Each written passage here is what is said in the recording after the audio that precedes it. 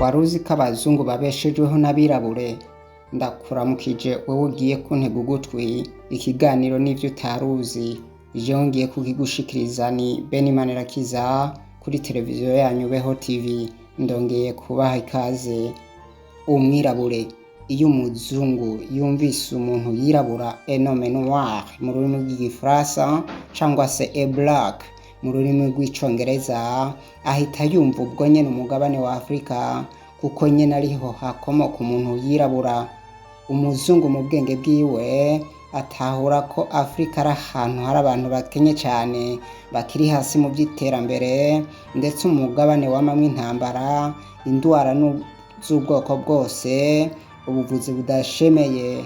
Umuzungu arazi ko iyo kontina irimwo ubutunzi budasanzwe nk'inzahabu n'ibindi, ubutare butandukanye bw'agaciro. Ni naho havuye iciyumviro co kuza gucura bufuni na buhoro umugabane wa Afrika kuva mu kinjana ca 15, aho baza bakayora amatungo ya Afrika bakayajana mu bihugu vyabo. Baratwaye ibintu bongera batwara n'abacakara baja kubakoresha ivyo bashaka iwabo. Kuva ubwo ivyo bihugu vy'abazungu vyaciye bitera imbere ku rugero rudasanzwe, kugeza n'ubu Uburayi na Amerika nivyo biza imbere mu butunzi bw'isi. Kuva abazungu b'abanyapolitike binjiye muri Afrika mu mwaka w'1482, Afrika yari yinjiye mu bihe vy'amagorwa n'amahano, aho umwirabure n'ubutunzi bwa Afrika vyacitse itunga ry'umuzungu.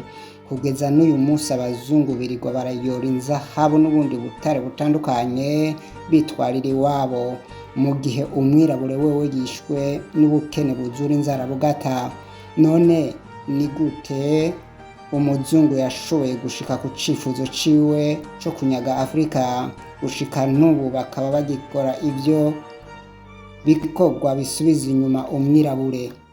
Kuva umuzungu ashitse ku mugabane wa Afrika, yihutiye gucanishamwo abirabure, ashiraho itandukaniro ryabo, arabibigisha bibaja mu mutwe. Amaze kubaho ubwo burozi bukabinjira, yaciye atangura gusahura atacamira imitungo ya Afrika, kuko yari yamaze gushira ukutumvikana mu bonse rimwe. Batangura kugwana, kwicana, kwinubana, eka urukundo ruragabanuka hagati yabo. Ibibazo biba biratanguye, abana ba Afrika batangura gusanzara. Kugeza n'ubu haravugwa ibihumbi n'ibihumbi vy'abirabura bagiye gukorera abazungu, mbere benshi muri bo bakaba bahembwa udufaranga duke ugereranije n'ivyo bakora.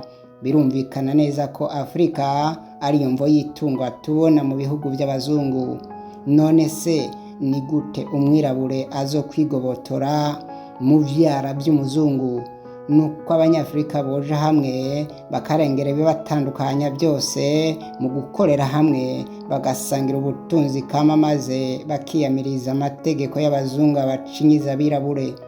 Nkuko tubisoma mu kinyamakuru Le Monde Afrique.fr casohotse mu 2020, mu rurimi rw'igifaransa banditse bati: si l'Afrique veut se décoloniser, elle doit sortir de la tutelle de laquelle elle s'est installée. Gura ngo nimba Afrika ishaka kwikukira by'ukuri, ibwirizwa gukuraho abahetsi b'ibihugu vyakolonije Afrika hamwe n'amategeko yabo.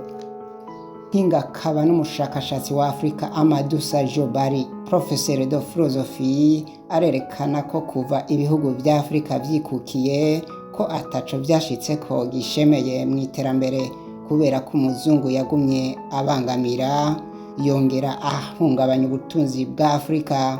Bikaboneka ko abanyafrika batikanguye ngo bamenye ico bashaka n'ukuntu bogishikako, ibintu bizobandanya biyangara. Ndagushimiye wewe wankurikiranye, ndagusezeye naho utaha. Kuri mikro wari kumwe nanje Benimanirakiza. Ciao.